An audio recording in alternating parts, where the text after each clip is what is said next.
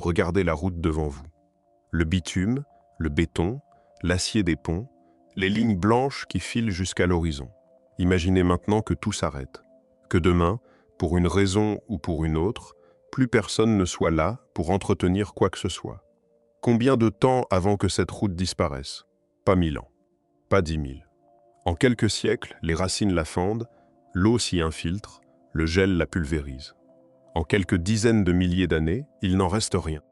Aucune trace, aucun souvenir, pas même une cicatrice dans le sol. Et c'est là que commence la question la plus dérangeante que la science moderne ait osé poser. Pas dans un laboratoire de pseudo-archéologie, pas dans une émission sur les anciens astronautes, mais dans les bureaux du centre de recherche climatique le plus respecté de la planète, à la NASA. La question est simple et elle vous glace dès qu'on la formule correctement. Comment savons-nous que nous sommes les premiers? Comment pouvons-nous être absolument certains qu'aucune autre civilisation industrielle, technologique, intelligente n'a jamais existé sur cette Terre avant nous, des millions d'années avant le premier être humain? Vous allez répondre, c'est évident. On aurait retrouvé quelque chose. Des ruines, des outils, des os. Et c'est précisément cette certitude que ce documentaire va démonter, pièce par pièce, jusqu'à ce qu'il ne vous en reste plus rien. Parce que la vérité scientifique, la vraie, celle qui figure dans les revues à comité de lecture, est bien plus troublante que n'importe quelle théorie du complot. Et si vous voulez explorer ces questions vertigineuses avec nous, celles que la plupart des gens préfèrent ne jamais regarder en face, abonnez-vous à l'écho du cosmos. Parce que ce que vous allez découvrir dans les prochaines minutes ne concerne pas seulement le passé. Cela concerne ce que nous sommes en train de devenir en ce moment précis, sans même nous en rendre compte. Commençons par le seul fait qui compte vraiment, celui que votre cerveau refuse instinctivement d'accepter à sa juste mesure. L'échelle du temps. Vous croyez comprendre ce qu'est 1 million d'années. Vous ne le comprenez pas. Personne ne le comprend parce que notre cerveau n'a jamais été conçu pour ça. Il a été façonné pour anticiper les saisons, pour se souvenir d'une vie humaine, pour transmettre une histoire sur quelques générations. Au-delà, tout devient une abstraction floue, un mur de zéro qui ne déclenche plus aucune émotion. Alors essayons autrement. La Terre a 4,5 milliards d'années. Si vous compressez toute cette histoire en une seule année, du 1er janvier à minuit le 31 décembre, voici ce que vous obtenez. La planète se forme le 1er janvier. La vie microscopique apparaît fin février. Pendant des mois entiers, jusqu'à l'automne, il ne se passe presque rien de visible. Des bactéries, des algues, un monde silencieux et lent. Les premiers animaux complexes n'arrivent qu'à la mi-novembre. Les dinosaures dominent la planète à partir de la mi-décembre et disparaissent le 26 décembre. Et l'être humain moderne, il apparaît le 31 décembre à 23h52. Toute l'histoire écrite de l'humanité, depuis les premières cités de Mésopotamie jusqu'à l'instant où vous regardez ces images, tient dans les 14 dernières secondes de l'année. Et la révolution industrielle, le moment où nous avons commencé à brûler du charbon et du pétrole, a transformé la chimie même de l'atmosphère. Le dernier quart de la dernière seconde, un battement de cils avant minuit. Voilà l'asymétrie qu'il faut tenir dans votre esprit pour que la suite ait un sens. Notre civilisation technologique existe depuis environ 300 ans. La vie complexe existe depuis plus de 500 millions d'années. Faites le rapport. Notre fenêtre industrielle représente moins d'1 millionième de l'histoire de la vie animale sur cette planète. 1 millionième. Maintenant, posez-vous honnêtement la question, sur une durée aussi vertigineuse, sur des centaines de millions d'années de continents qui dérivent, de mers qui montent et qui s'effacent, d'espèces qui apparaissent et s'éteignent par millions, êtes-vous vraiment certain que ce minuscule éclair de technologie ne s'est produit qu'une seule fois et qu'il s'est produit maintenant, avec nous, comme par une coïncidence cosmique parfaite? Cette question n'est pas née dans l'imagination d'un illuminé. Elle est née en 2018 dans la tête de 2 scientifiques que tout devrait éloigner des spéculations farfelues. Le premier s'appelle Gavin Schmidt. Il dirige l'Institut Goddard d'études spatiales de la NASA, le centre qui modélise le climat de la Terre avec une précision parmi les plus avancées au monde. C'est un homme de données, de simulation, de courbes. Pas un rêveur. Le second s'appelle Adam Frank.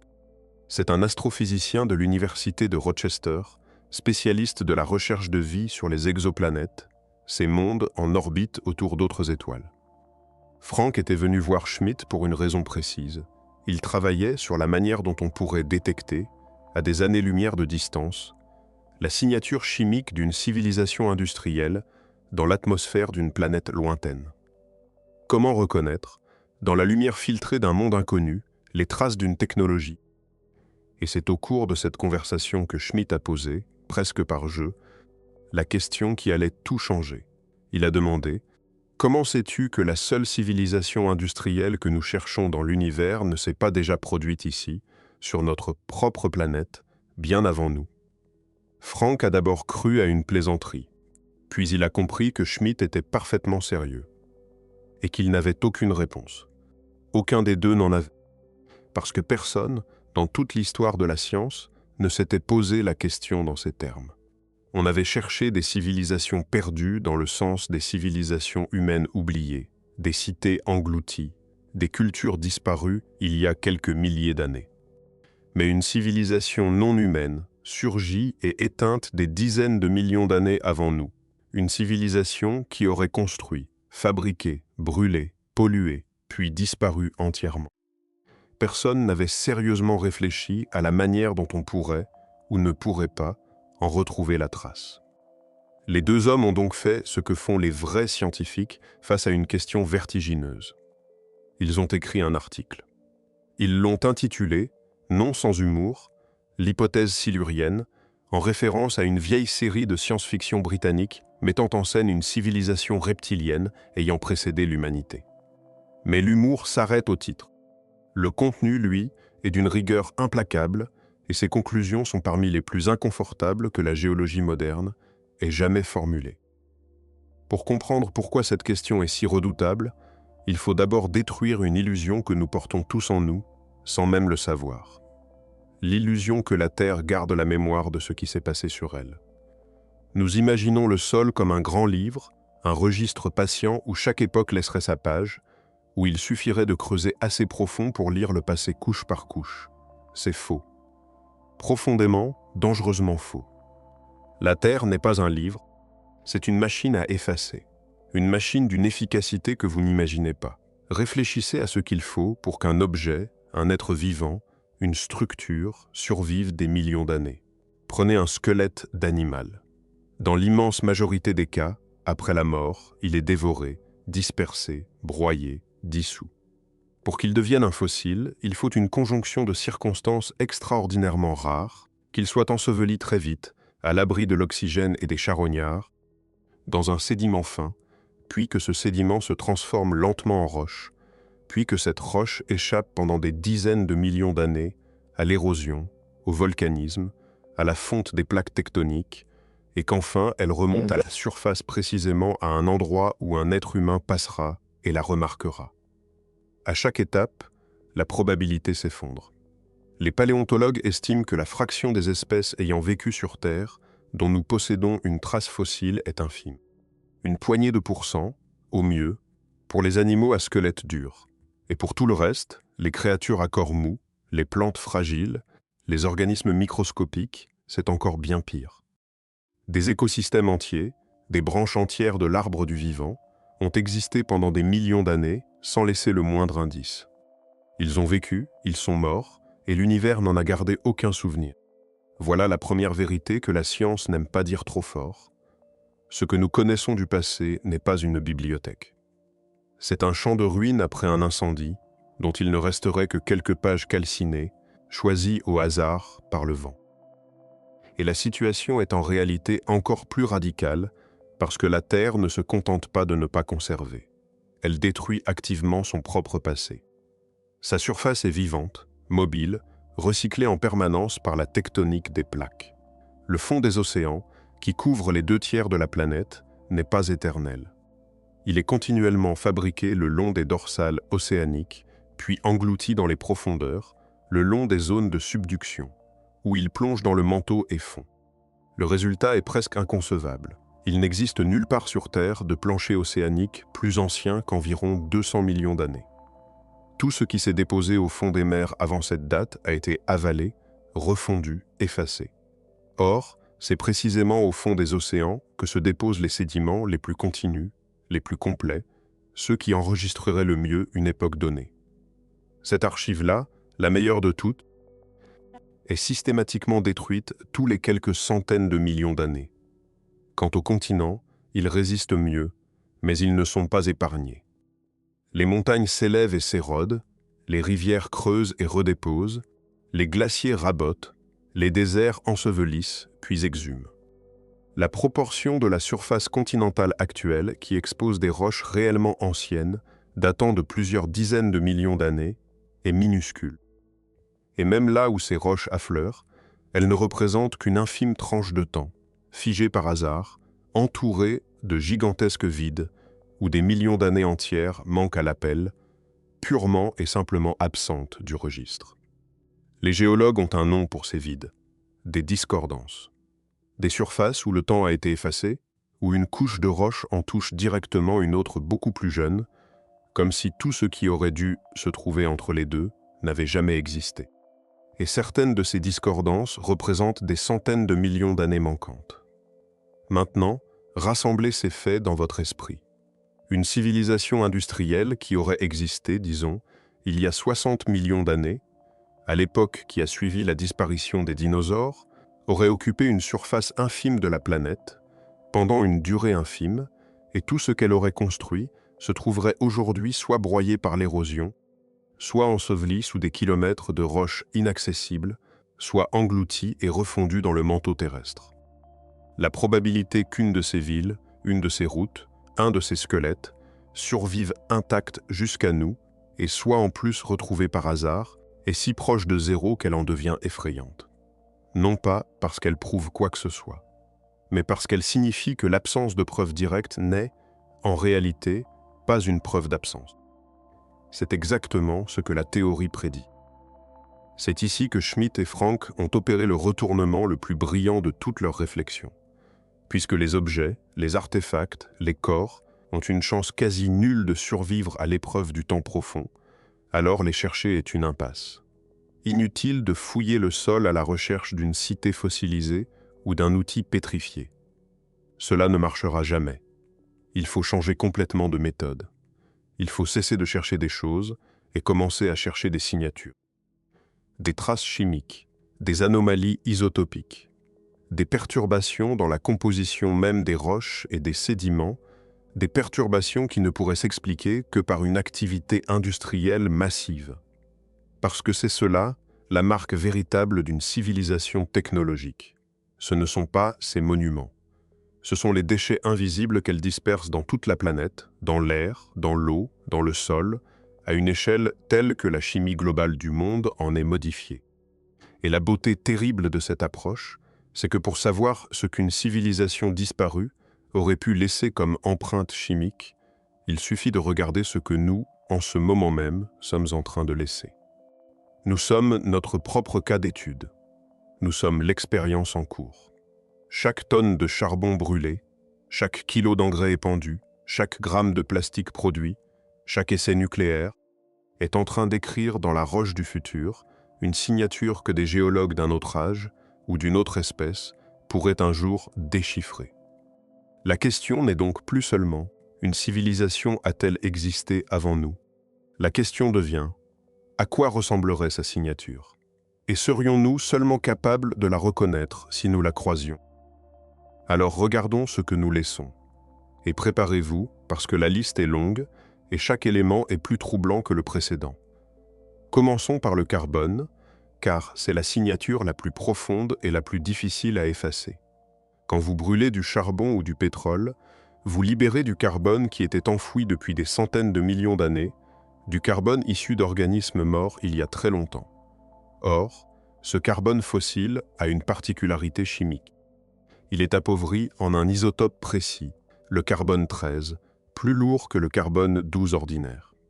Les plantes anciennes, en captant le dioxyde de carbone de l'air, ont préférentiellement absorbé le carbone léger. Résultat, en brûlant leurs restes fossilisés, nous réinjectons dans l'atmosphère une vague de carbone anormalement léger.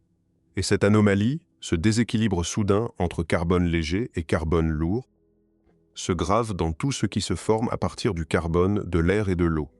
Les coquilles, les sédiments marins, le calcaire. Un déplacement de la signature isotopique du carbone, brutal et global, à l'échelle des temps géologiques. C'est exactement le genre de marque qu'un géologue du futur chercherait. Une perturbation chimique mondiale, simultanée, sans cause naturelle évidente. Et nous sommes en train de l'écrire en lettres de plus en plus grosses. Ensuite vient l'azote. Au début du XXe siècle, l'humanité a inventé un procédé pour fixer l'azote de l'air et fabriquer des engrais à l'échelle industrielle. Ce procédé a permis de nourrir des milliards d'êtres humains, mais il a aussi doublé la quantité d'azote réactif qui circule dans les sols et les eaux de la planète. Cet azote de synthèse, dispersé dans les rivières et les océans, se dépose dans les sédiments avec une signature isotopique particulière, différente de l'azote naturel. Là encore, une anomalie mondiale, datable, qui crie l'intervention d'une technologie. Puis il y a les plastiques. Pensez à la quantité de plastique que l'humanité a produite. Des milliards de tonnes en quelques décennies seulement. Ces polymères ne se décomposent pas comme la matière organique. Ils se fragmentent en particules de plus en plus fines, des microplastiques que l'on retrouve désormais partout, du fond des fosses océaniques les plus profondes jusqu'au sommet des montagnes, des glaces polaires jusqu'à l'intérieur de nos propres corps. Dans des millions d'années, ces plastiques, compressés et transformés dans la roche, formeraient une couche de molécules synthétiques qui n'existent nulle part dans la nature. Un horizon chimique impossible à confondre avec quoi que ce soit de naturel. Les géologues ont déjà un nom pour ces objets, des technofossiles, la trace pétrifiée d'objets fabriqués. Mais le plus glaçant est encore ailleurs. Le plus glaçant, c'est ce que nous avons fait en moins de 2 décennies, au milieu du XXe siècle, lorsque nous avons commencé à faire exploser des bombes atomiques. Les essais nucléaires ont dispersé dans toute l'atmosphère de la planète des éléments qui, pour la plupart, n'existaient tout simplement pas auparavant à l'état naturel, ou seulement à des traces infimes. Des isotopes radioactifs artificiels, des éléments transuraniens, projetés dans la haute atmosphère et redéposés uniformément sur toute la surface du globe, dans chaque sédiment, dans chaque calotte glaciaire, dans chaque cerne d'arbres formée à cette époque. Et certains de ces éléments ont une durée de vie extraordinairement longue. Le plutonium, par exemple, dans certaines de ses formes, persiste pendant des dizaines de millions d'années. Imaginez, un géologue d'une civilisation future, fouillant la roche, tomberait sur une fine couche contenant des éléments radioactifs artificiels, des isotopes qui ne peuvent absolument pas se former par un processus naturel sur Terre. Il n'y aurait aucune ambiguïté. Aucune explication géologique possible. La seule conclusion serait une intelligence technologique a existé ici, et elle a manipulé l'atome. C'est une signature qui survivrait là où aucune ruine, aucun os, aucun monument ne survivrait. Et nous l'avons inscrite dans la pierre de l'avenir en l'espace d'une seule génération. Ajoutez à cela les concentrations anormales de métaux, le plomb, le mercure, les terres rares, dispersées par l'industrie et l'exploitation minière, les hydrocarbures complexes, les composés organiques synthétiques que la chimie n'avait jamais produits avant nous. Et il existe une catégorie de témoins plus éloquente encore, peut-être la plus parlante de toutes. Certaines molécules que notre industrie a fabriquées n'existent strictement nulle part dans la nature et ne peuvent absolument pas se former par un processus naturel. Pensez à ces gaz que nous avons longtemps utilisés dans les réfrigérateurs et les aérosols, ces composés de chlore, de fluor et de carbone qui ont creusé le trou dans la couche d'ozone. Aucun volcan, aucune réaction chimique spontanée, aucun phénomène géologique ne produit ces molécules. Elles sont la signature pure d'une chimie de laboratoire, d'une industrie avancée. Si l'on en trouvait la trace fossilisée dans une couche ancienne, il n'y aurait pas le moindre doute possible. Ce serait la preuve irréfutable d'une intelligence technologique. Et ce n'est pas une vue de l'esprit. Les astronomes qui cherchent la vie sur les exoplanètes considèrent justement ces molécules artificielles comme l'un des signaux les plus fiables à traquer dans l'atmosphère des mondes lointains. Si nous détections un jour, dans la lumière filtrée d'une planète à des années-lumière, la signature de ces gaz, qui ne peuvent naître que d'une industrie, nous saurions, presque à coup sûr, qu'une civilisation existe ou a existé là-bas. Voyez la symétrie parfaite. Le marqueur que nous chercherions pour prouver une civilisation extraterrestre est exactement celui qui prouverait une civilisation terrestre antérieure. La même molécule, le même raisonnement, appliqué une fois aux étoiles, une fois aux profondeurs de la roche sous nos pieds. Mis bout à bout, tout cela compose une empreinte d'une clarté absolue. Notre civilisation, vue depuis le futur lointain, ne sera peut-être pas une collection de villes et de routes. Elle sera une fine bande étrange dans la roche, saturée de chimie impossible. Et c'est précisément cette image qui ramène la question initiale, mais retournée comme un gant, et infiniment plus inquiétante. Car si c'est cela qu'une civilisation laisse, alors la vraie question est-ce que nous saurions reconnaître une telle bande si elle existait déjà, quelque part, dans les couches profondes du passé? C'est ici que l'histoire bascule du fascinant vers le vertigineux, parce qu'il existe, dans le passé de la Terre, un événement qui correspond presque exactement à la signature que nous venons de décrire. Un événement réel, documenté, étudié par des centaines de chercheurs et qui hante discrètement les coulisses de cette discussion. Il porte un nom technique, le maximum thermique du passage Paléocène-Éocène. Retenez simplement ceci. Il s'est produit il y a environ 56 millions d'années, soit 10 millions d'années après la disparition des dinosaures. Et ce qui s'est passé alors ressemble de manière troublante à ce que ferait une civilisation industrielle. En l'espace de quelques milliers d'années, une quantité colossale de carbone a été injectée dans l'atmosphère et les océans. La planète s'est réchauffée brutalement, de 5, peut-être 6 degrés en moyenne, davantage encore aux pôles. Les océans se sont acidifiés, dissolvant les coquilles des organismes marins. Les écosystèmes ont été bouleversés de fond en comble. Des espèces ont migré vers les pôles, d'autres ont disparu. Et dans la roche de cette époque, on retrouve exactement ce qu'on attendrait. Un déplacement massif et soudain de la signature isotopique du carbone. Ce même appauvrissement en carbone lourd que produirait la combustion de réserves de carbone fossile. Lisez la description de cet événement à un non-spécialiste et il vous dira « c'est nous ». C'est le réchauffement climatique moderne, c'est l'industrie. Et il aurait raison sur la forme. Car la signature chimique du maximum thermique Paléocène-Éocène ressemble, dans ses grandes lignes, à celle que nous sommes en train de créer. Bien sûr, les scientifiques ne pensent pas que cet événement ait été causé par une civilisation. Ils ont d'excellentes raisons pour cela, et nous y reviendrons, car l'honnêteté l'exige. Mais le simple fait que la nature elle-même puisse produire une perturbation qui imite la signature d'une industrie devrait vous donner le frisson. Parce que cela signifie deux choses à la fois, et toutes deux sont dérangeantes.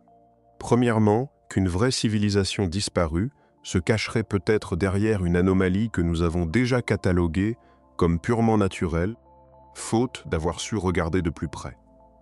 Et deuxièmement, que distinguer une cause naturelle d'une cause technologique, à des dizaines de millions d'années de distance, est un problème d'une difficulté redoutable, peut-être insoluble dans certains cas. Et c'est précisément sur ce point que Schmitt et Frank ont concentré toute leur attention, parce que c'est le cœur du problème. La différence, disent-ils, ne réside sans doute pas dans la nature de la perturbation, mais dans sa vitesse et dans sa durée. Le maximum thermique Paléocène-Éocène, aussi brutal qu'il paraisse à l'échelle géologique, s'est étalé sur des milliers, voire des dizaines de milliers d'années pour son injection de carbone, et il a fallu plus de 100 000 ans à la planète pour s'en remettre complètement. Une civilisation industrielle, elle, agit infiniment plus vite. Notre propre perturbation, à nous, s'est concentrée sur quelques siècles à peine. À l'échelle des temps profonds, ce n'est même pas un battement de cils, c'est moins que cela. Une décharge instantanée, un pic d'une finesse extrême. Et là réside le piège le plus pervers de toute cette histoire. Imaginez cette décharge industrielle, ce pic ultra bref et ultra intense, vu à travers le filtre de 50 millions d'années de géologie. Le temps compresse tout. Les sédiments s'accumulent lentement, se tassent, se mélangent sous l'effet des organismes qui fouissent, se dissolvent partiellement, se recristallisent. Un épisode qui aura duré 300 ans se retrouverait écrasé dans une couche de roche d'une épaisseur de quelques centimètres. Peut-être moins. Quelques centimètres pour contenir toute notre histoire industrielle. Toutes nos villes, nos guerres, nos révolutions, nos milliards d'existences, comprimées en une mince strate sombre que l'on pourrait recouvrir d'un pouce. Et voici la question qui devrait vous empêcher de dormir. Un géologue, parcourant une falaise vieille de 50 millions d'années, remarquerait-il cette fine ligne? La distinguerait-il des centaines d'autres fines lignes qui zèbrent la roche, chacune racontant une crue, une éruption, un changement de climat? Probablement pas, à moins de la chercher délibérément, à moins de prélever exactement ce centimètre-là, de le broyer, de l'analyser atome par atome à la recherche d'anomalies isotopiques et d'éléments impossibles. Et personne ne fait cela sur l'ensemble de la colonne géologique. Personne ne peut le faire. Il y a trop de roches, trop de temps, trop de couches. Nous n'examinons en détail que des fragments minuscules du registre, et seulement lorsqu'une raison précise nous y pousse. Et ce qui rend ce piège encore plus redoutable, c'est que le maximum thermique paléocène-éocène est loin d'être un cas isolé. L'histoire de la Terre est ponctuée de ces brusques convulsions chimiques, ces moments où la composition de l'atmosphère et des océans bascule en un éclair géologique. Quelques centaines de milliers d'années après ce premier grand pic, d'autres réchauffements brutaux, plus modestes mais de même nature, se sont succédés, comme des répliques d'un même séisme climatique. Les géologues les ont numérotés, cartographiés dans la roche, et chacun porte la même empreinte. Une injection rapide de carbone, un réchauffement, une acidification des mers, puis une lente récupération. Mais il faut remonter bien plus loin encore pour rencontrer la plus terrible de toutes ces convulsions. Il y a environ 250 millions d'années, à la fin de la période permienne, la Terre a connu la plus grande extinction de toute son histoire, un événement si dévastateur qu'on l'a surnommé la Grande Mort. La quasi-totalité des espèces marines a disparu. La majorité des espèces terrestres a été anéantie. La vie a frôlé l'effacement complet. Et quelle est la signature que l'on retrouve dans les roches de cette catastrophe? Encore une fois, une perturbation massive du carbone, un réchauffement brutal, une acidification des océans, un empoisonnement de l'atmosphère. Les causes invoquées sont gigantesques, des éruptions volcaniques d'une ampleur inimaginable, des épanchements de lave qui ont recouvert des millions de kilomètres carrés, libérant des quantités colossales de gaz dans l'air. Personne ne suggère sérieusement qu'une civilisation soit responsable de la Grande Mort, et les preuves d'une cause volcanique sont solides. Mais voyez ce que cela révèle. La Terre, par ses propres mécanismes, est capable de produire des bouleversements chimiques d'une violence qui dépasse de loin tout ce qu'une civilisation pourrait faire. Et chacun de ces bouleversements ressemble, dans ses grandes lignes, dans sa chimie de surface, à ce qu'une industrie produirait. Le registre géologique est donc rempli de pics, d'excursions, d'anomalies, dont la plupart sont indéniablement naturelles. Et c'est précisément cette abondance d'événements naturels qui rend la tâche de discrimination presque désespérée. Comment repérer la fausse note artificielle au milieu d'une symphonie de catastrophes naturelles toutes plus spectaculaires les unes que les autres? Comment distinguer un pic causé par une intelligence d'un pic causé par un volcan, quand les deux laissent une trace superficiellement semblable et que le second est 1000 fois plus fréquent? C'est là que la rigueur devient vitale et que tout se joue dans les détails les plus fins. La vitesse exacte de l'injection, les rapports précis entre isotopes, la présence d'éléments ou de molécules que seul un processus technologique pourrait engendrer. Sans ces signatures ultra spécifiques, une civilisation se fondrait sans le moindre bruit dans le grand vacarme des convulsions naturelles de la planète, et nous passerions devant sa trace en la prenant pour un volcan de plus. Prenez la mesure de ce que cela implique. Notre capacité à détecter une civilisation passée ne dépend pas seulement de ce qu'elle a laissé. Elle dépend de notre décision d'aller regarder au bon endroit, à la bonne profondeur, avec les bons instruments, en cherchant exactement la bonne chose. Et nous ne le faisons presque jamais, parce que nous partons du principe qu'il n'y a rien à trouver. C'est un raisonnement circulaire d'une perfection redoutable. Nous ne cherchons pas, parce que nous sommes certains qu'il n'y a rien. Et nous restons certains qu'il n'y a rien parce que nous n'avons jamais cherché. Schmitt et Frank illustrent ce point avec un exemple qui devrait vous faire réfléchir. Nous savons que de très courts épisodes peuvent laisser une trace détectable, à condition de tomber sur le bon enregistrement. Dans les carottes de glace prélevées au Groenland, on a retrouvé la signature de la pollution au plomb produite par l'Empire romain, il y a 2000 ans. L'exploitation des mines, la fonte des métaux, ont dispersé suffisamment de plomb dans l'atmosphère pour que les chutes de neige annuelles de l'époque en gardent la mémoire, couche après couche. C'est une preuve extraordinaire.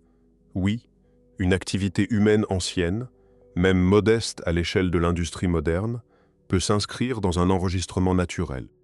Mais regardez bien la limite de cet exemple. Cette signature n'a survécu que parce que la glace du Groenland est restée stable pendant 2000 ans. Or, les calottes glaciaires ne sont pas éternelles. Elles fondent, elles se reforment, elles s'écoulent vers la mer. Les plus anciennes glaces continues que nous possédions ne remontent qu'à quelques centaines de milliers, au mieux un peu plus d'1 million d'années. Au-delà, cette archive-là disparaît entièrement. Donc la trace du plomb romain, aussi spectaculaire soit-elle, est condamnée. Dans quelques centaines de milliers d'années, lorsque ces glaces auront fondu, il n'en restera rien. Et c'est là tout le drame de la détection dans le temps profond. Les enregistrements les plus fins, les plus précis, ceux qui captent les courts épisodes, sont aussi les plus fragiles et les plus éphémères. Et les enregistrements les plus durables, la roche dure, sont aussi les plus grossiers, ceux qui écrasent et brouillent les détails. Plus on remonte loin dans le temps, plus la résolution s'effondre. Au-delà de quelques millions d'années, distinguer un épisode qui aura duré quelques siècles devient presque impossible, sauf à laisser une marque chimique tellement extrême, tellement inhabituelle, qu'aucun processus naturel ne pourrait l'expliquer.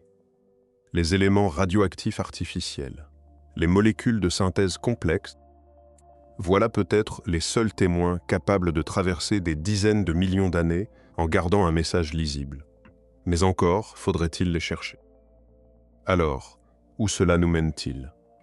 À une conclusion que les deux scientifiques formulent avec une prudence extrême, parce qu'ils savent à quel point elle est explosive. Ils ne disent pas qu'une civilisation a existé avant nous. Ils n'en ont strictement aucune preuve, et ils sont les premiers à le marteler. Mais ils démontrent quelque chose de bien plus subtil et de bien plus dérangeant. Ils démontrent que si une telle civilisation avait existé, à condition qu'elle ait été relativement brève et qu'elle ne se soit pas étendue sur des millions d'années, alors il est tout à fait possible que nous n'en ayons aucune trace aujourd'hui. Que son absence dans le registre géologique ne prouverait rien du tout. Que le silence des roches ne serait pas une preuve d'inexistence, mais simplement la conséquence inévitable de la manière dont la Terre efface son passé. Lisez bien cette nuance, car c'est elle qui change tout. Nous avons toujours cru que si quelque chose d'aussi énorme qu'une civilisation s'était produit, nous le saurions forcément. Schmitt et Frank renversent cette intuition. Ils montrent que notre ignorance pourrait être totale, non pas malgré l'ampleur de l'événement, mais à cause de la profondeur du temps qui nous en sépare. Et c'est cela, exactement cela, que la science n'ose pas dire trop fort. Non pas qu'il y a eu une civilisation, mais qu'elle est incapable de garantir qu'il n'y en a pas eu. Pour une discipline qui se fonde sur la preuve, sur la mesure, sur le fait vérifiable, c'est un aveu profondément inconfortable.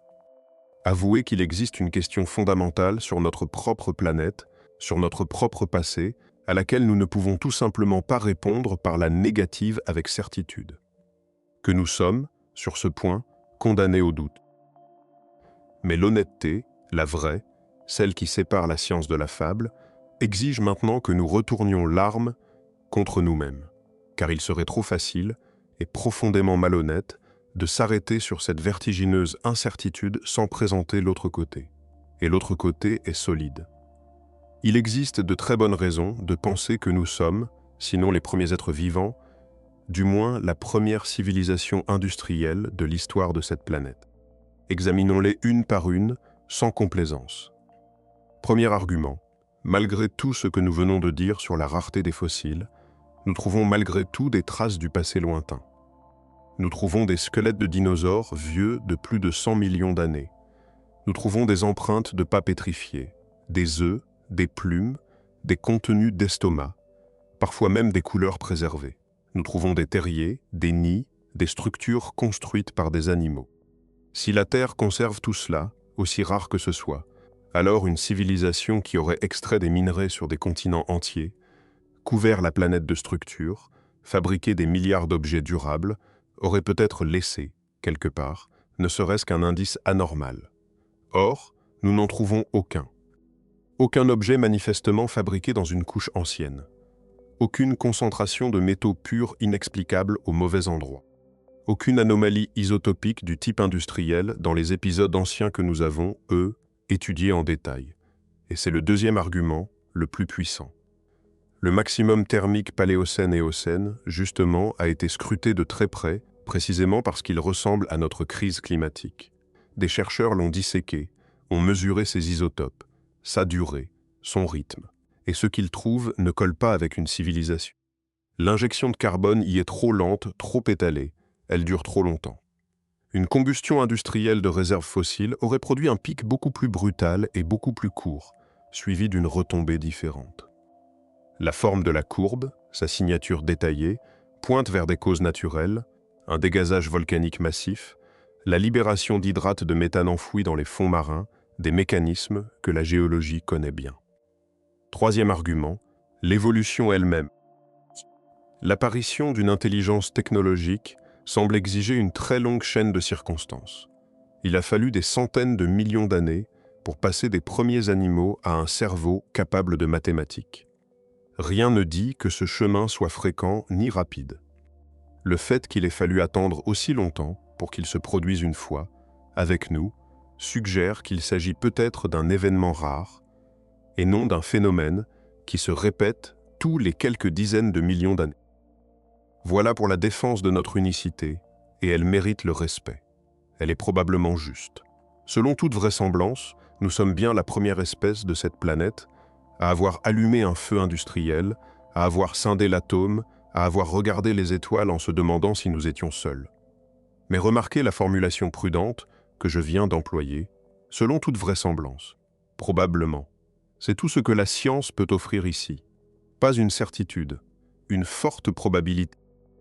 Et c'est précisément cet écart, cette mince bande de doute entre probablement et certainement, qui constitue le véritable sujet de ce documentaire. Car cette marge d'incertitude n'est pas un détail technique que l'on pourrait balayer. Elle révèle quelque chose de profond sur les limites de notre connaissance. Nous, qui avons cartographié les gènes, mesuré la courbure de l'espace-temps, photographié l'ombre d'un trou noir à des millions d'années-lumière, nous sommes incapables de répondre avec certitude à une question aussi élémentaire que celle de savoir si nous sommes seuls dans l'histoire de notre propre maison. Et la raison de cette impuissance n'est pas un manque d'intelligence ou de technologie. C'est la nature même du temps profond, qui dévore ses propres archives. Nous sommes comme quelqu'un qui se réveillerait dans une maison immense et antique, sans aucun souvenir, et qui essaierait de deviner combien d'habitants l'ont occupé avant lui, alors que toutes les pièces ont été repeintes, tous les meubles remplacés, tous les murs abattus et reconstruits d'innombrables fois. Cette personne pourrait raisonnablement penser qu'elle est la première. Mais elle ne pourrait jamais en être absolument sûre. Et plus elle y réfléchirait, plus le silence de la maison deviendrait étrange, ambigu, impossible à interpréter avec certitude.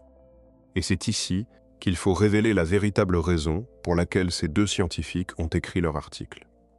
Parce que contrairement à ce que le titre laisse croire, l'hypothèse silurienne ne portait pas vraiment sur les dinosaures, ni sur une quelconque race reptilienne disparue. C'était un outil, un instrument de pensée conçu pour répondre à une question bien plus actuelle et bien plus pressante. Souvenez-vous, Adam Frank cherchait à détecter des civilisations sur d'autres planètes, à des années-lumière de nous. Or, comment voulez-vous reconnaître la signature d'une civilisation extraterrestre dans l'atmosphère d'un monde lointain, si vous êtes incapable de reconnaître la signature d'une civilisation sur votre propre planète? La Terre est le seul laboratoire dont nous disposons. Le seul endroit où nous savons avec certitude qu'une civilisation industrielle a existé, la nôtre. Si nous voulons apprendre à lire les empreintes technologiques dans la matière, il faut d'abord apprendre à lire la nôtre. L'hypothèse silurienne est donc, avant tout, un exercice d'entraînement. Une manière de demander à quoi ressemble une civilisation quand on la réduit à sa pure trace chimique. Quels sont les marqueurs vraiment universels, ceux qui ne dépendent pas de la forme des corps, de la nature des outils, mais seulement du fait inévitable qu'une industrie transforme la chimie de son monde? Le carbone déséquilibré, l'azote de synthèse, les molécules artificielles, les éléments radioactifs impossibles. Voilà ce qu'il faut chercher ici comme ailleurs, dans le passé de la Terre comme dans la lumière des exoplanètes. Mais en construisant cet outil, Schmitt et Frank ont buté sur une vérité qu'ils n'avaient pas anticipée et qui transforme tout l'exercice en miroir. Car en décrivant la signature qu'une civilisation disparue aurait laissée, ils décrivaient mot pour mot ce que nous, en ce moment précis, sommes en train d'écrire dans la roche. Nous ne cherchons pas seulement les fantômes d'un passé incertain. Nous sommes en train de devenir, sous nos propres yeux, l'objet même de la recherche. Laissez cette idée vous envahir lentement, parce qu'elle est le véritable cœur de toute cette histoire. Nous sommes les Siluriens du futur. Dans 50 millions d'années, dans 100 millions d'années, lorsque la dernière de nos villes aura été rabotée par l'érosion, lorsque le dernier de nos squelettes se sera dissous, lorsque les continents auront dérivé jusqu'à des positions méconnaissables et que de nouvelles montagnes se seront élevées là où s'étendent aujourd'hui nos océans, que restera-t-il de nous? Pas nos monuments, pas nos langues, pas nos noms. Il restera une mince ligne dans la roche, une strate de quelques centimètres, saturée de carbone anormal, d'azote étrange, de microplastiques pétrifiés, de plomb et de mercure, et surtout, de ces isotopes radioactifs artificiels que rien dans la nature ne peut fabriquer. Voilà notre véritable héritage géologique. Pas les pyramides, pas les gratte-ciel, pas les fusées. Une couche chimique anormale, déposée en un instant à l'échelle des temps profonds, et qui sera, pour une intelligence future, le seul témoignage que nous ayons jamais existé. Et cette intelligence future, qu'elle soit une espèce évoluée après nous sur cette terre, ou un explorateur venu d'ailleurs, se tiendra peut-être devant une falaise, le marteau à la main, et frappera distraitement une fine ligne sombre sans même la remarquer. À moins qu'elle ne décide, comme Schmitt et Frank, de prélever ce centimètre, de le broyer, de l'analyser. Et alors elle découvrira, figée dans la pierre, l'empreinte fantôme de toute notre civilisation. Toute notre histoire, tous nos rêves, toutes nos guerres, réduits à une anomalie isotopique. Comprenez-vous maintenant pourquoi cette question est si dérangeante? Elle ne parle pas vraiment du passé. Elle parle de notre place dans le temps. Elle nous arrache à l'illusion d'être le sommet, le but, la fin de l'histoire, et elle nous replace là où nous sommes réellement. Un épisode, bref, intense, peut-être unique, peut-être pas, dans une succession d'événements qui s'étend sur des milliards d'années et qui continuera longtemps après que nous aurons disparu. Il y a pourtant une faille dans ce raisonnement, et les scientifiques eux-mêmes l'ont souligné, car elle ouvre une piste fascinante. Tout ce que nous avons dit s'applique à une civilisation brève, confinée à la surface terrestre, qui aurait surgi et disparu rapidement. Mais que se passerait-il si cette civilisation avait duré non pas quelques siècles, mais des dizaines de milliers d'années, peut-être davantage? Une telle civilisation aurait consommé infiniment plus de ressources, transformé la planète bien plus profondément, laissé une empreinte chimique bien plus épaisse et plus difficile à effacer. Plus une civilisation dure et s'étend, plus elle devient détectable.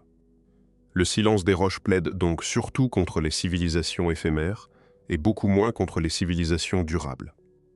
Mais il y a mieux, et c'est ici que la réflexion devient véritablement saisissante.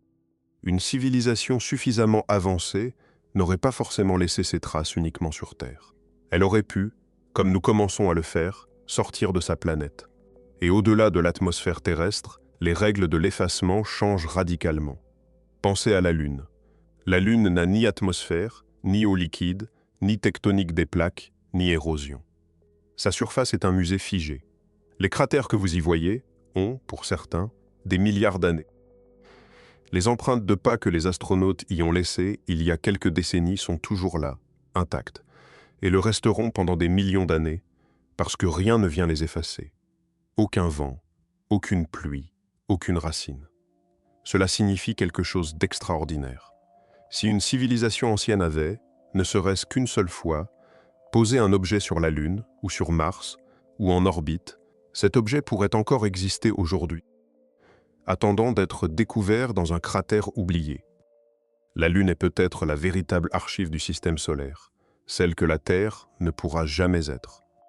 Et c'est pourquoi certains chercheurs estiment, très sérieusement, que la meilleure manière de répondre à la question d'une civilisation terrestre antérieure ne serait peut-être pas de creuser le sol de notre planète, mais d'explorer méthodiquement les surfaces immuables qui nous entourent.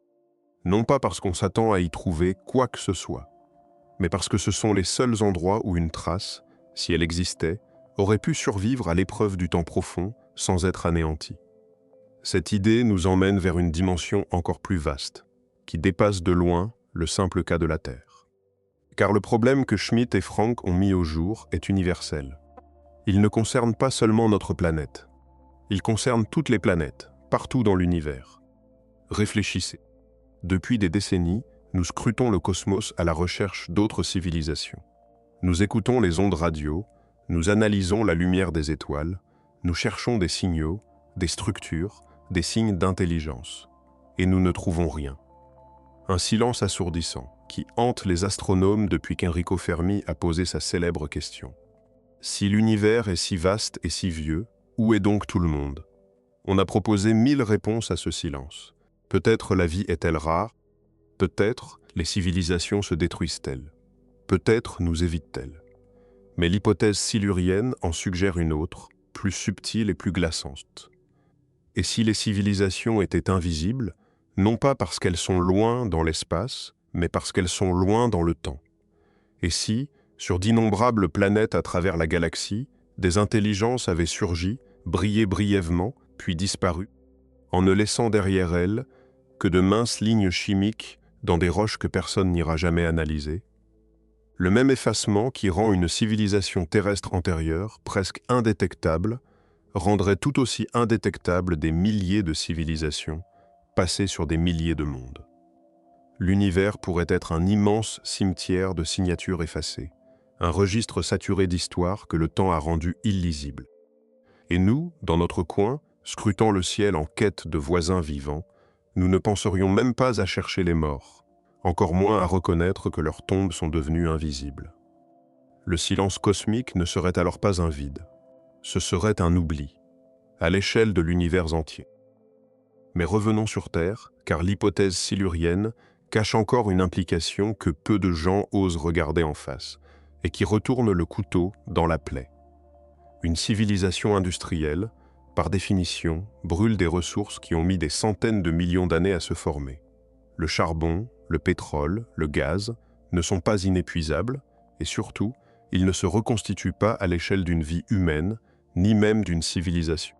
Ils sont le produit de processus géologiques extraordinairement lents. L'enfouissement et la transformation de forêts entières, de plancton par milliards, sur des durées qui dépassent l'imagination. Maintenant, posez-vous une question terrible. Si une civilisation antérieure avait existé, et si elle avait été industrielle comme la nôtre, elle aurait elle aussi consommé les réserves de combustibles fossiles les plus accessibles de son époque.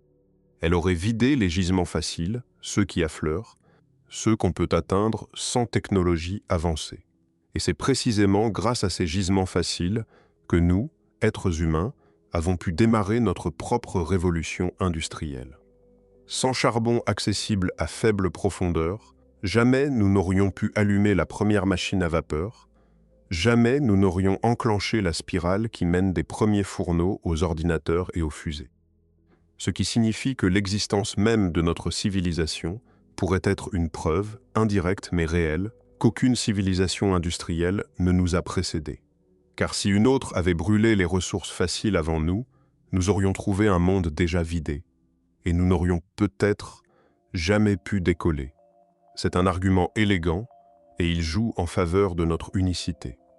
Mais retournez-le encore une fois, et il devient un avertissement glaçant adressé non pas au passé, mais à notre propre avenir. Parce que nous sommes en train de faire exactement ce qu'une civilisation antérieure aurait fait. Nous brûlons les réserves faciles, nous les épuisons. Et si notre civilisation venait à s'effondrer, pour une raison ou pour une autre, l'espèce intelligente qui pourrait émerger après nous, dans des millions d'années, hériterait d'une planète privée de ses combustibles fossiles accessibles. Elle ne pourrait peut-être jamais s'industrialiser comme nous l'avons fait. Elle resterait peut-être prisonnière d'un seuil qu'elle ne pourrait jamais franchir, faute d'énergie facile pour amorcer la pompe. Autrement dit, la fenêtre industrielle d'une planète ne s'ouvre peut-être qu'une seule fois. Une seule. Et nous sommes en train de la dépenser. Nous ne sommes peut-être pas la première chance de la Terre, mais nous sommes peut-être sa dernière. Prenez un instant pour mesurer le poids de ce que tout cela signifie sur le plan humain, au-delà des isotopes et des strates. Depuis que l'espèce humaine pense, elle se raconte une histoire flatteuse, celle d'un sommet. Nous serions l'aboutissement, le couronnement, l'être pour lequel toute l'évolution aurait travaillé. Cette histoire a déjà subi plusieurs blessures profondes au cours des siècles. Il y a longtemps, nous pensions que la Terre était le centre de l'univers, immobile, et que tout tournait autour d'elle. La science a démontré qu'elle n'était qu'une planète parmi d'autres, tournant autour d'une étoile ordinaire. Puis nous avons découvert que notre Soleil lui-même n'était qu'une étoile banale, perdue dans la banlieue d'une galaxie parmi des centaines de milliards d'autres galaxies. Nous avons appris que la matière dont nous sommes faits n'a rien d'exceptionnel, qu'on retrouve les mêmes atomes partout dans le cosmos. Nous avons même compris que nous partagions une ascendance commune avec toutes les formes de vie, des bactéries aux baleines. Chaque étape de la science a été une leçon d'humilité, un déplacement du centre, une démolition de notre prétention à être spéciaux. Et l'hypothèse silurienne porte peut-être le coup ultime, le plus subtil de tous, car elle ne nous déplace pas dans l'espace, elle nous déplace dans le temps. Elle nous murmure que nous ne sommes peut-être même pas les premiers à avoir ouvert les yeux sur cette planète et à nous être demandé ce que nous étions. Que d'autres, peut-être, ont regardé ce même ciel, construit, espéré, et disparu si complètement que nous ne saurons jamais qu'ils ont existé. Et que nous-mêmes subirons peut-être exactement le même sort. Un oubli si total que les êtres qui viendront après nous ne sauront jamais que nous avons été là, que nous avons aimé, lutté, rêvé. Rien que l'idée devrait suffire à vous donner le vertige. Ce qui rend cette réflexion encore plus saisissante, c'est qu'elle n'est pas une pure spéculation détachée de notre époque. Au contraire. Pendant que Schmitt et Frank imaginaient les traces d'une civilisation perdue, une autre communauté de scientifiques, des géologues et des stratigraphes débattait d'une question étrangement parallèle. Faut-il déclarer officiellement que la Terre est entrée dans une nouvelle époque géologique, façonnée non par les volcans ou les glaciers, mais par une seule espèce? Cette époque, beaucoup l'appellent l'Anthropocène, l'âge des humains. Et pour la définir formellement, les scientifiques doivent répondre à une question d'une ironie vertigineuse. Quel marqueur, dans la roche, signera de manière indélébile le moment où l'humanité a transformé la planète? Quel signal sera assez net, assez global, assez durable, pour que dans un futur lointain, on puisse pointer une couche précise et dire « voilà ». C'est ici que cette civilisation a commencé à dominer le monde, et leurs candidats sont exactement ceux que nous avons décrits. Les retombées radioactives des essais nucléaires, dispersées partout sur le globe en un instant géologique. Les particules de combustion, les cendres volantes des centrales à charbon, les plastiques, les bouleversements isotopiques du carbone et de l'azote. Les géologues sont donc, littéralement, en train de définir la signature de notre propre civilisation pour les géologues du futur. Ils écrivent notre épitaphe stratigraphique. Et l'un d'eux, un stratigraphe qui a longuement réfléchi à la manière dont nos vestiges apparaîtront dans les roches lointaines, a forgé ce terme magnifique et terrible, les technofossiles. Car songez-y, dans 100 millions d'années, nos villes ne seront plus des villes. Mais les milliards d'objets que nous fabriquons, les bouteilles, les téléphones, les stylos, les pièces de métal, les fragments de béton écrasés et minéralisés, formeront une catégorie entièrement nouvelle de fossiles. Non pas des os d'animaux, mais des restes pétrifiés d'objets manufacturés, mêlés en une couche unique, datable, mondiale. Un paléontologue du futur, fouillant cette strate, y trouverait une diversité d'objets impossibles, aux formes trop régulières, faits de matériaux qui n'apparaissent jamais naturellement, concentrés dans un instant infinitésimal du temps. Et il comprendrait, comme nous comprenons, en trouvant un outil de pierre taillée, qu'une main intelligente est passée par là. Il saurait qu'une espèce technologique a vécu, brièvement, intensément, puis s'est éteinte. Et il se poserait peut-être, devant nos restes, exactement la même question que Schmitt a posée à Frank. Étaient-ils les premiers? Ou bien y en avait-il eu d'autres avant eux, encore plus anciens, désormais effacés au-delà de toute trace? Il y a quelque chose de presque insoutenable dans cette boucle. Nous cherchons les fantômes de civilisations antérieures, et ce faisant, nous découvrons que nous sommes en train de devenir le fantôme que d'autres chercheront. Nous interrogeons le silence des roches, et nous réalisons que nous sommes en train d'écrire le message que les roches transmettront. Toute cette enquête, qui semblait porter sur un passé lointain et incertain, se révèle être un miroir tendu vers nous-mêmes, vers notre présent, vers l'empreinte que nous laissons à chaque instant sans y penser. Et ce miroir nous renvoie une image que nous n'avons pas l'habitude d'affronter. Nous nous percevons comme permanents. Nos cités semblent éternelles, nos infrastructures indestructibles, notre civilisation comme un acquis définitif. Mais à l'échelle qui compte vraiment, l'échelle géologique, nous sommes d'une fragilité presque comique. Une fine pellicule à la surface du temps. Un éclair. Et tout ce que nous croyons solide, durable, immortel, n'est qu'une configuration temporaire d'atomes qui sera, tôt ou tard, dispersée, recyclée, oubliée. Les pierres dont nous bâtissons nos monuments les plus fiers retourneront au sable. Les métaux que nous extrayons retourneront à la roche. Et l'information, nos livres, nos données, nos mémoires numériques, plus fragiles encore que la pierre, s'évanouira bien avant le reste, laissant nos descendants lointains, s'il en existe, sans le moindre récit de qui nous fûmes. Seulement cette ligne chimique, ce murmure isotopique, cette signature muette qui dira seulement « quelque chose d'intelligent a existé ici et a transformé le monde » avant de s'éteindre. Il faut maintenant affronter une objection que vous formulez peut-être déjà en silence. Si une civilisation avait existé, ne serait-il pas absurde qu'elle n'ait laissé aucune trace reconnaissable, alors que les dinosaures, eux, ont bien laissé des fossiles? La réponse à cette objection révèle un autre angle mort de notre pensée. Les dinosaures ont régné sur cette planète pendant 165 millions d'années. 165 millions d'années de domination, et pourtant, jamais, autant que nous le sachions, ils n'ont développé de technologie, ni de feu, ni d'industrie. Ils ont laissé des os, des empreintes, des œufs, parce qu'ils étaient des animaux nombreux, présents partout, pendant une durée immense. Une civilisation industrielle, en revanche, n'aurait peut-être duré que quelques milliers d'années, une fraction infinitésimale de ce règne. Ce n'est pas du tout la même chose de chercher la trace de créatures répandues sur 100 millions d'années et la trace d'une technologie concentrée sur quelques millénaires. La rareté du second cas le rend presque invisible, là où le premier, par sa simple durée, devient inévitable. Mais il y a plus troublant encore dans cette comparaison.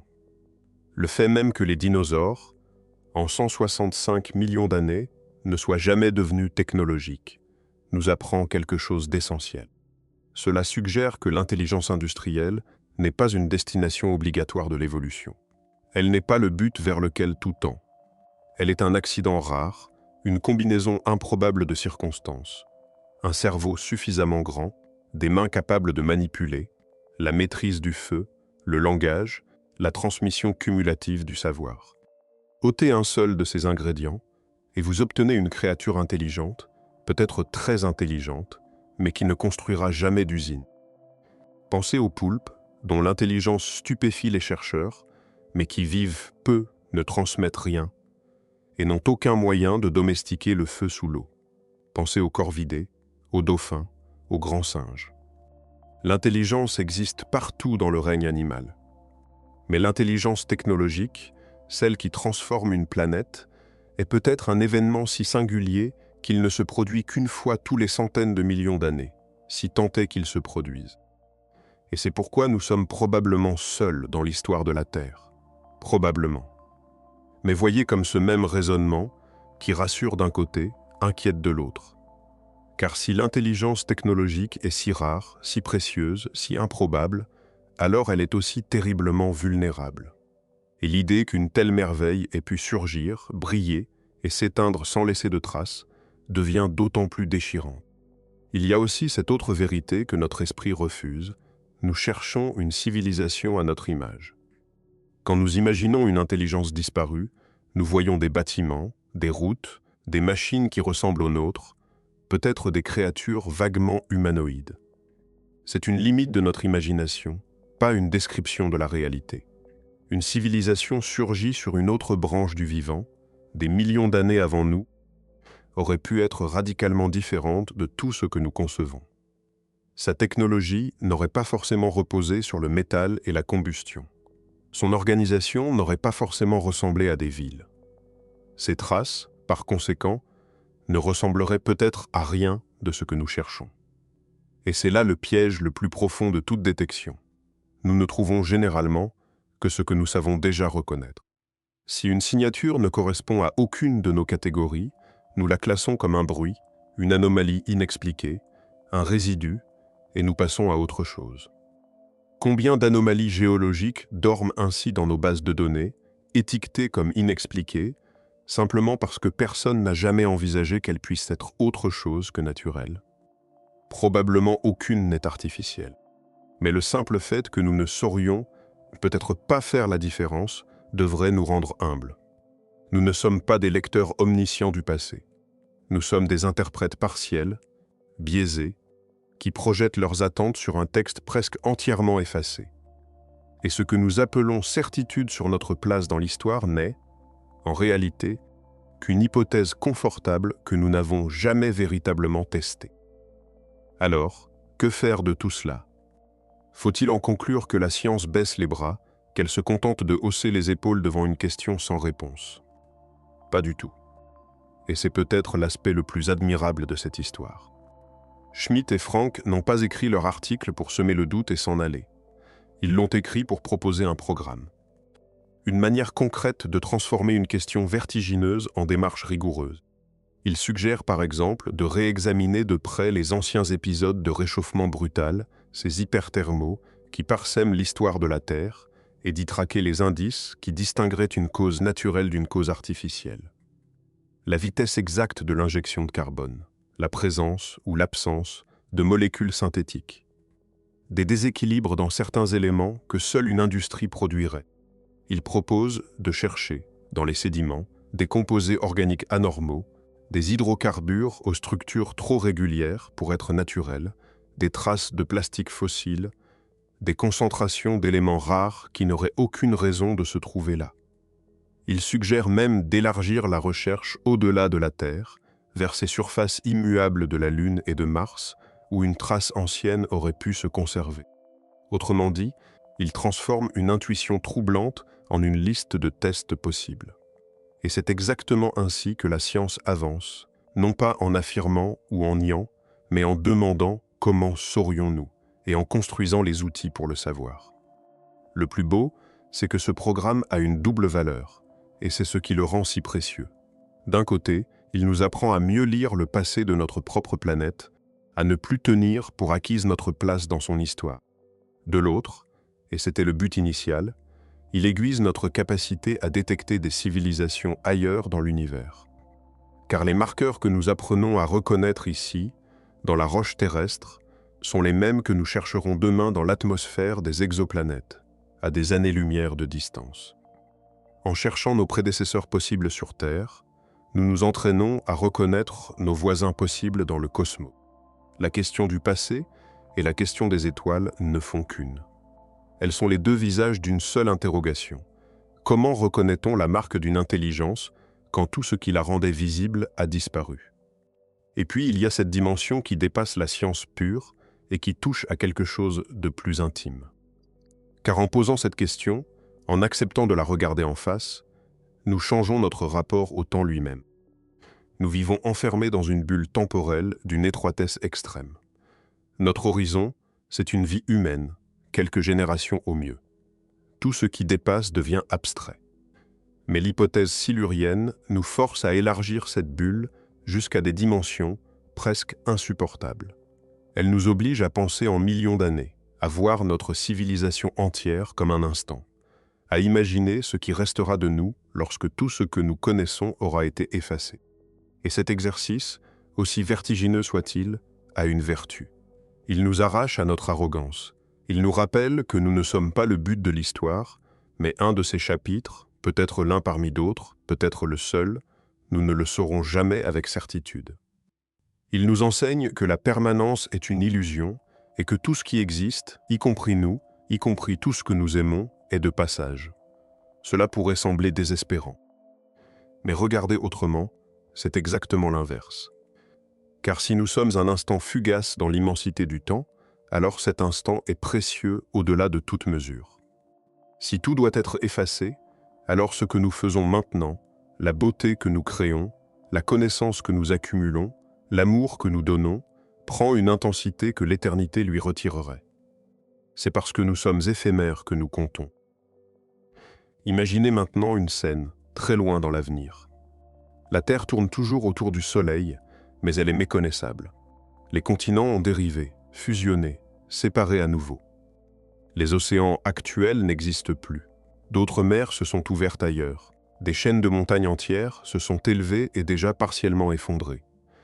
Et sur cette planète transformée, un être se tient au pied d'une falaise. Peu importe ce qu'il est, une espèce évoluée après nous, un visiteur venu d'un autre monde, ou simplement le produit lointain de l'évolution continuée. Il regarde les strates de la roche, ces innombrables couches empilées qui racontent des centaines de millions d'années. Et son regard s'arrête sur une fine ligne sombre, à peine plus épaisse qu'un doigt, coincée entre d'épaisses bandes de roches claires. Il ne sait pas encore ce qu'elle contient. Pour lui, ce n'est qu'une couche parmi des milliers. Mais s'il décide de s'approcher, de prélever un échantillon, de l'analyser, alors il découvrira l'impossible. Il trouvera du carbone déséquilibré, signe d'une combustion massive. Il trouvera de l'azote étrange, signe d'une agriculture industrielle. Il trouvera des molécules synthétiques, des polymères que la nature ne fabrique jamais. Et surtout, il trouvera des isotopes radioactifs artificiels, des éléments qui ne peuvent naître que dans le cœur d'un réacteur ou dans l'éclair d'une bombe. Il comprendra alors, avec une certitude absolue, qu'une civilisation a existé ici, sur cette planète, des dizaines de millions d'années avant lui. Une civilisation qui a maîtrisé le feu, l'atome, la chimie. Une civilisation qui a transformé le monde entier et qui a disparu si totalement qu'il ne reste d'elle que cette ligne, ce murmure dans la pierre. Cette civilisation, c'est nous. Cette ligne, c'est tout ce que nous laisserons. Pas une trace de Paris, de New York, de Tokyo. Pas un mot de nos langues, pas une note de notre musique, pas un visage, pas un nom. Juste une anomalie chimique d'un centimètre, témoignant que quelque chose d'intelligent est passé là, puis s'est éteint. Et cet être du futur, devant notre épitaphe muette, se posera peut-être la même question que nous nous posons aujourd'hui. Il se demandera, étaient-ils les premiers? Ou bien, sous cette ligne, plus bas, dans des couches encore plus anciennes désormais introuvables, y avait-il eu d'autres lignes, d'autres civilisations, d'autres oublis? Et il ne pourra pas répondre. Exactement comme nous ne pouvons pas répondre. Le silence de la roche lui renverra le même vertige, la même incertitude, la même impossibilité de savoir. Voilà ce que la science n'ose pas dire, non pas parce qu'elle le cache, mais parce que c'est presque trop lourd à porter. Que l'oubli est la règle et la mémoire l'exception. Que le temps profond n'est pas un grand livre patient, mais un effaceur infatigable qui ne garde presque rien. Que notre certitude d'être les premiers, les seuls, les uniques, repose sur un silence que nous avons pris pour une réponse, alors qu'il n'est peut-être qu'une absence de preuve. Et que nous-mêmes, avec toute notre puissance, toute notre science, toute notre prétention à dominer la nature, ne sommes qu'un éclair fugace, dont le seul vestige durable sera une mince couche de poison et de cendre dans la pierre. Cette pensée pourrait écraser. Elle pourrait conduire au désespoir, au sentiment que rien n'a d'importance, puisque tout sera effacé. Mais il y a une autre manière de la recevoir, et c'est sur celle-là que je veux terminer ce voyage. Car le fait même que nous puissions penser ces choses, que nous puissions concevoir le temps profond, imaginer notre propre disparition, poser la question de ceux qui nous ont peut-être précédés et de ceux qui nous suivront, est en soi un miracle d'une rareté inouïe. Aucune autre créature connue ne peut le faire. Pendant 4 milliards d'années, la matière de cette planète a tournoyé, s'est assemblée, s'est défaite, sans jamais se regarder elle-même. Et soudain, dans le dernier souffle de cette immense histoire, des atomes se sont organisés d'une manière si particulière qu'ils ont pu prendre conscience d'eux-mêmes, lever les yeux vers les étoiles et se demander d'où ils venaient. C'est cela, l'événement véritablement extraordinaire. Pas la durée, la lucidité. Et cette lucidité, justement, nous confronte à une responsabilité que nul autre être n'a jamais portée. Car nous savons désormais, grâce à des chercheurs comme Schmidt et Frank, quelle empreinte nous sommes en train de graver dans l'éternité de la roche. Nous savons que notre signature géologique sera faite de carbone dérangé, de plastique pétrifié, de métaux dispersés et d'éléments radioactifs. Aucune civilisation avant nous, à supposer qu'il y en ait eu, n'a peut-être jamais eu la possibilité de contempler sa propre trace future. Nous, si. Nous sommes la première forme de vie capable de voir, par avance, ce que le temps gardera d'elle. Et cette vision soulève une question qui n'est plus seulement scientifique, mais profondément humaine. Est-ce vraiment ce message que nous voulons laisser? Une couche de poison comme unique épitaphe? Réfléchissez à l'ironie. Pendant des siècles, les civilisations humaines ont voulu laisser des monuments destinés à durer. Pyramides, cathédrales, statues, inscriptions gravées dans la pierre pour défier l'oubli. Toutes ont échoué ou échoueront, car aucune ne survivra au temps profond. Mais ce que nous laisserons sans le vouloir, ce que nous n'avons jamais cherché à transmettre, nos déchets, nos pollutions, nos retombées, voilà ce qui durera réellement. Notre véritable héritage n'est pas ce que nous bâtissons fièrement. C'est ce que nous rejetons distraitement. Voilà peut-être la leçon la plus inattendue de l'hypothèse silurienne. Elle nous montre que, vue depuis le temps profond, une civilisation ne se définit pas par ses œuvres, mais par ses traces. Et que la frontière entre une réussite et une catastrophe pourrait, à cette échelle, devenir invisible. Une intelligence qui aurait vécu en harmonie avec sa planète laisserait peut-être une signature à peine perceptible, et serait donc, paradoxalement, presque indétectable, presque oubliée, tandis qu'une intelligence qui aurait ravagé son monde laisserait une marque énorme, voyante, impossible à manquer. Autrement dit, dans le registre géologique, le désastre est plus lisible que la sagesse. Les civilisations les plus visibles dans le temps profond pourraient être précisément celles qui se sont le plus violemment heurtées aux limites de leur monde. Et cette pensée, à elle seule, devrait nous faire réfléchir à la nature de la trace que nous sommes en train de choisir. Mais ne cédons pas trop vite à la leçon de morale, car ce n'est pas le but de ce voyage, et la réalité est plus nuancée. La vérité, c'est que l'hypothèse silurienne ne nous juge pas. Elle nous situe. Elle nous donne, pour la première fois, une vision honnête de notre place dans la grande chronologie de l'existence. Et cette place est à la fois minuscule et immense. Minuscule parce que nous ne sommes qu'un instant dans des milliards d'années, une fine ligne dans une falaise infinie. Immense, c'est parce que cet instant est, pour autant que nous le sachions, le seul moment où l'univers, à travers nous, a pris conscience de lui-même et de sa propre histoire. Nous sommes le point où la matière s'est mise à se souvenir, à raisonner, à se demander d'où elle vient. Et que d'autres l'aient fait avant nous, ou non, ne change rien à la valeur de ce que nous sommes en train de vivre. Si nous sommes les premiers, alors nous portons une responsabilité unique, celle de ne pas gâcher la première et peut-être la seule fenêtre de lucidité que cette planète aura jamais connue. Et si nous ne sommes pas les premiers, si d'autres nous ont précédés et ont disparu sans laisser de mémoire, alors leur silence est un avertissement. La lucidité ne garantit pas la survie, et l'intelligence ne protège pas de l'oubli. Dans les deux cas, le message est le même. Ce que nous faisons maintenant, dans cette mince fenêtre de temps qui nous est accordée, est tout ce qui compte, parce que c'est tout ce que nous avons. Élevons une dernière fois le regard, au-delà de la Terre, vers l'immensité tout entière, car c'est là que cette réflexion atteint sa pleine ampleur. Nous avons l'habitude de penser la solitude cosmique en termes d'espace. Nous nous sentons seuls parce que les étoiles sont loin, parce que personne ne répond à nos signaux, parce que le vide entre les mondes semble infranchissable.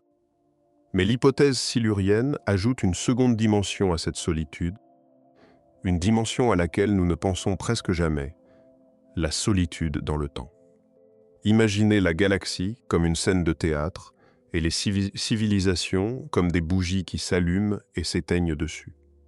Si chaque bougie ne brille que quelques milliers d'années, et que la scène, elle, dure des milliards d'années, alors à tout instant donné, il pourrait n'y avoir qu'une seule bougie allumée, ou aucune, même si des millions se sont succédés au fil du temps.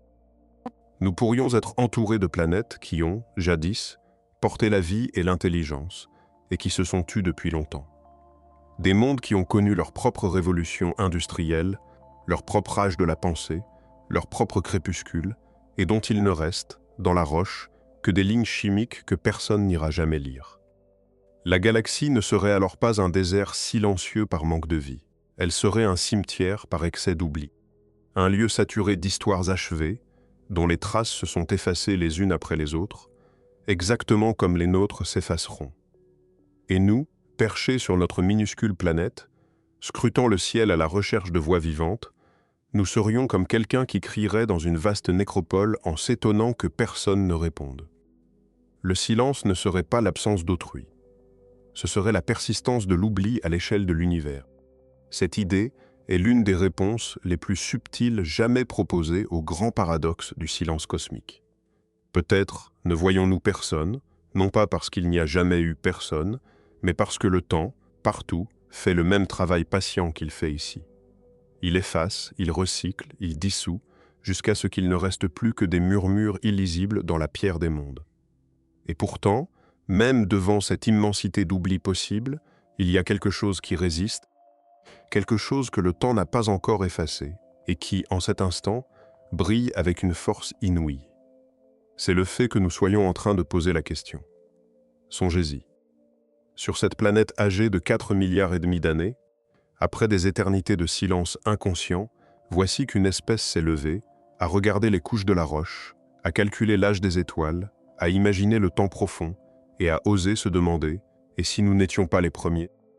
Cette question, à elle seule, est plus précieuse que tous les monuments que nous pourrions bâtir. Car elle est la preuve vivante que l'univers, à travers nous, ne se contente plus d'exister. Il se comprend. Il se souvient. Il s'interroge sur lui-même. Que cette lucidité se soit déjà produite ailleurs, ou avant, ne diminue en rien le prodige qu'elle représente ici et maintenant. Au contraire, si elle est rare, alors elle est sacrée.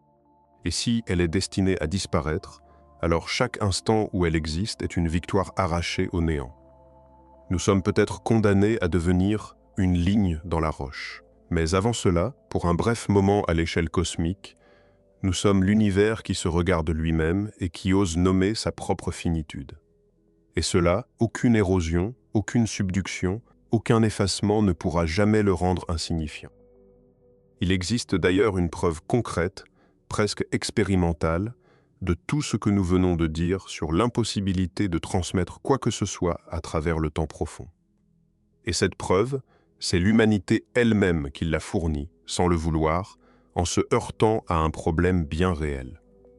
Quand nous avons commencé à produire des déchets nucléaires, nous avons créé des matières qui resteront mortellement dangereuses pendant des dizaines de milliers d'années. Bien plus longtemps que toute civilisation humaine n'a jamais duré. Bien plus longtemps que l'histoire écrite tout entière. Et les ingénieurs chargés d'enfouir ces déchets se sont retrouvés face à une question vertigineuse, presque philosophique. Comment avertir les êtres humains du futur, dans 10 000 ans, dans 20 000 ans, qu'il ne faut surtout pas creuser ici?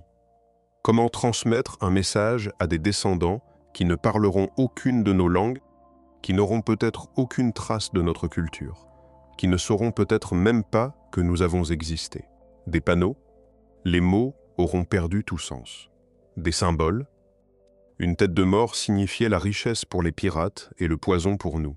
Rien ne garantit qu'un symbole conserve son sens. Des images?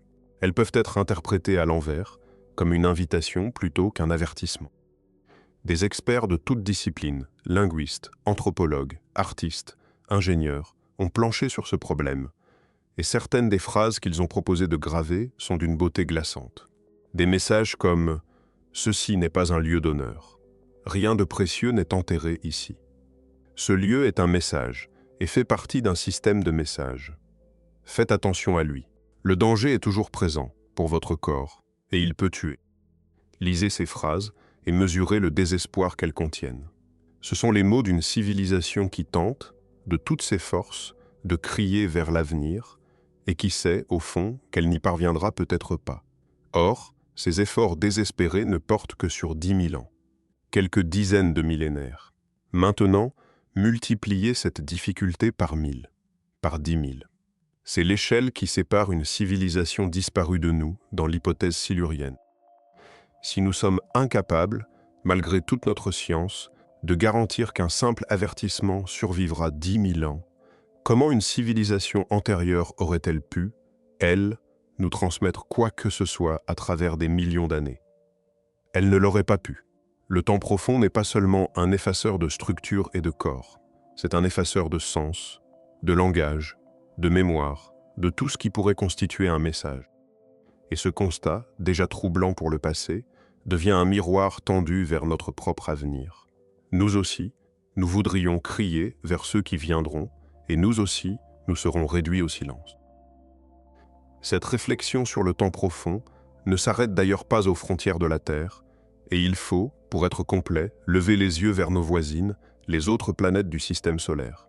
Car la même logique de détection, le même problème d'effacement, s'y applique, parfois avec des conséquences saisissantes. Prenez Mars. Aujourd'hui, c'est un désert glacé, balayé par des tempêtes de poussière, baigné de radiation, apparemment mort. Mais il y a des milliards d'années, Mars était un monde tout autre. Des rivières y coulaient, creusant des vallées que les sondes photographient encore aujourd'hui. Des lacs, peut-être un océan, remplissaient ces plaines. Une atmosphère plus dense l'enveloppait.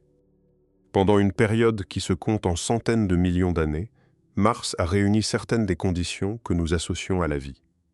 Personne ne prétend qu'une civilisation y a existé, et il n'y a évidemment aucune preuve d'une quelconque vie martienne. Mais appliquez le raisonnement silurien à cette planète, et il prend un relief particulier. Sur Mars, il n'y a pas de tectonique des plaques pour recycler la croûte, pas de pluie pour éroder, pas de végétation pour bouleverser le sol. La surface martienne est, à bien des égards, beaucoup plus stable et ancienne que celle de la Terre. Ce qui signifie que si quelque chose, n'importe quoi, avait jamais laissé une trace sur Mars, cette trace aurait eu de bien meilleures chances de se conserver que sur notre propre planète, où tout est sans cesse remanié. C'est l'une des raisons pour lesquelles l'exploration de Mars dépasse de loin la simple curiosité géologique. En cherchant des indices de vie passés dans les roches martiennes, nous testons, sur un autre monde, notre capacité même à reconnaître les empreintes du vivant et de l'effacement. Et la même réflexion vaut pour Vénus, cette jumelle infernale de la Terre, qui a peut-être elle aussi connu, dans un passé lointain, des conditions plus clémentes avant de sombrer dans son effet de serre dévastateur. Le système solaire tout entier devient ainsi un laboratoire pour penser le temps profond, l'apparition, la disparition et l'oubli. Et chaque monde nous renvoie la même vérité. Ce qui existe est bref, ce qui s'efface est immense, et ce qui demeure n'est presque jamais ce que l'on croit. Alors revenons une dernière fois à cette route, celle par laquelle nous avons commencé. Le bitume, le béton, les lignes blanches filant vers l'horizon. Vous la regardez désormais différemment, n'est-ce pas? Vous savez maintenant qu'elle est éphémère, que dans quelques dizaines de milliers d'années, elle aura disparu sans laisser de traces, et que dans quelques millions d'années, l'idée même qu'elle ait existé sera devenue indémontrable. Vous savez que tout ce qui vous entoure, les villes, les ponts, les machines, les écrans, tout ce qui semble si solide et si permanent n'est qu'une configuration temporaire, une vague à la surface d'un océan de temps qui retombera et s'effacera. Cette prise de conscience peut faire peur, mais elle peut aussi libérer, car elle remet chaque chose à sa juste place. Nos disputes, nos vanités, nos obsessions de pouvoir et de possession, tout cela apparaît soudain dérisoire face à l'immensité du temps qui nous a précédés et qui nous suivra. Et ce qui demeure essentiel, à l'inverse, se révèle avec une clarté nouvelle. la connaissance que nous transmettons, la beauté que nous créons, la conscience que nous cultivons, les liens que nous tissons les uns avec les autres. Non pas parce que ces choses dureront éternellement, elles ne dureront pas, mais parce qu'elles donnent un sens à l'instant unique où nous existons. L'hypothèse silurienne, née d'une simple question posée entre deux scientifiques, finit ainsi par nous enseigner une leçon que les philosophes répètent depuis des millénaires, mais qu'elle grave cette fois dans le langage implacable de la géologie et des isotopes. Tout passe. Tout s'efface. Et c'est précisément pour cela que tout compte. Nous ne saurons probablement jamais avec certitude si nous avons eu des prédécesseurs sur cette planète. Le silence des roches gardera son secret. Mais cette incertitude elle-même est un cadeau, car elle nous oblige à l'humilité, elle brise notre illusion d'être le centre et la fin de toute chose, et elle nous rend, paradoxalement, plus attentifs à la valeur de notre propre existence. Ce que la science n'ose pas dire, au fond, ce n'est pas qu'une civilisation a existé avant nous. C'est qu'elle ne peut pas le nier, et que cette impossibilité fissure pour toujours notre certitude d'être unique. C'est que le temps profond est si vaste et si destructeur qu'il pourrait avoir englouti des mondes entiers d'intelligence sans en garder la moindre trace lisible. C'est que nous-mêmes, malgré toute notre puissance, ne laisserons derrière nous qu'une mince ligne sombre dans la pierre, un murmure chimique que peut-être personne ne lira jamais. Et c'est qu'au milieu de cette immensité d'oubli possible, le simple fait de penser, de comprendre, de regarder le ciel et de poser la question demeure l'événement le plus extraordinaire que cette planète ait jamais produit. Nous sommes peut-être les premiers, nous sommes peut-être les derniers, nous sommes peut-être l'un parmi d'innombrables autres, séparés de nos prédécesseurs et de nos successeurs par des abîmes de temps que rien ne pourra jamais combler. Mais en cet instant précis, sur cette planète bleue suspendue dans le vide, nous sommes vivants, nous sommes conscients, et nous savons que nous le sommes. Et cela, aussi fragile, aussi temporaire, aussi voué à l'effacement que ce soit, est la chose la plus précieuse de tout l'univers connu. Le cosmos ne se souvient pas. Les roches oublient. Le temps efface. Mais nous, ici, maintenant, nous nous souvenons pour lui. Et tant que nous nous souvenons, tant que nous nous interrogeons, tant que nous levons les yeux vers les étoiles en nous demandant qui nous a précédés, l'univers n'est pas tout à fait seul. Voilà peut-être la seule réponse qui compte. Non pas savoir si nous sommes les premiers, mais comprendre que, le temps de notre bref passage, nous sommes la mémoire et la conscience d'un monde qui, sans nous, n'aurait jamais su qu'il avait existé.